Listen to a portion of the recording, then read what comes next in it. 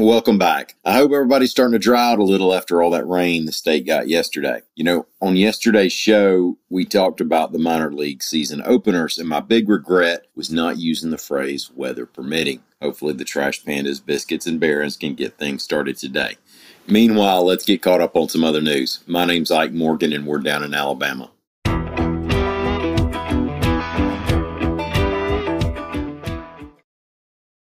On Tuesday, legalized, regulated, and taxed medical marijuana was as close as it's ever been to becoming a reality in the state of Alabama. Around 2 o'clock, the State House of Representatives began a debate that bill sponsor Tim Melton, a Florence Republican, was optimistic would end with passage.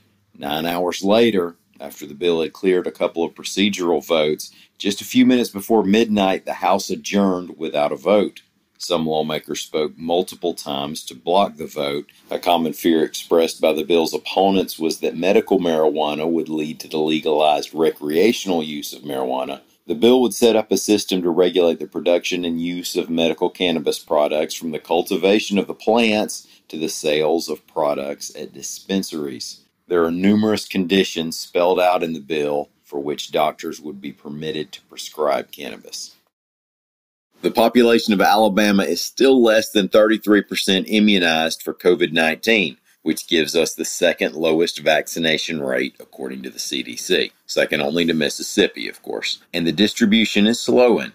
AL.com's Ramsey Archibald reports that new guidelines mean the federal government might start moving unused doses into states that will use those doses.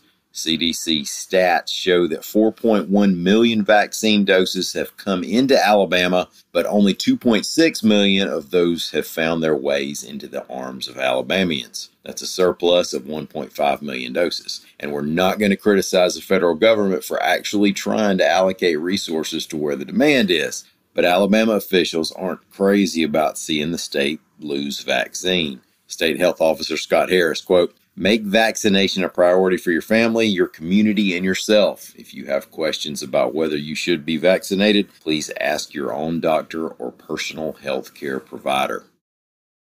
Drug overdoses in Birmingham and Jefferson County, Alabama have health officials worried, reports AL.com's Amy Yerkinen. 99 people there died of drug overdoses during the first 3 months of this year. That's a 71% increase over a year ago. Jefferson County Chief Deputy Coroner Bill Yates, quote, "Last year we broke records. At this point, we are on pace to crush last year's records."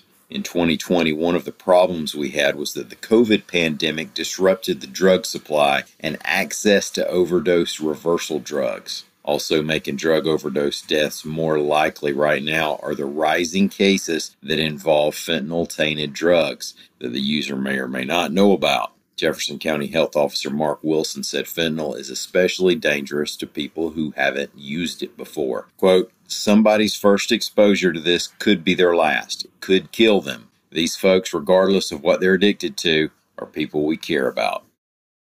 Two of the most unheralded ways to die of natural causes are probably riptides and lightning. It's not been confirmed whether it was Riptide, but as recently as this weekend, a college student went missing in the Gulf off the Alabama coast. He was last seen on Sunday off Dauphin Island, and the search was suspended on Tuesday. Now, thankfully, the lightning part of this story does not involve human beings, but it's still a head-turner.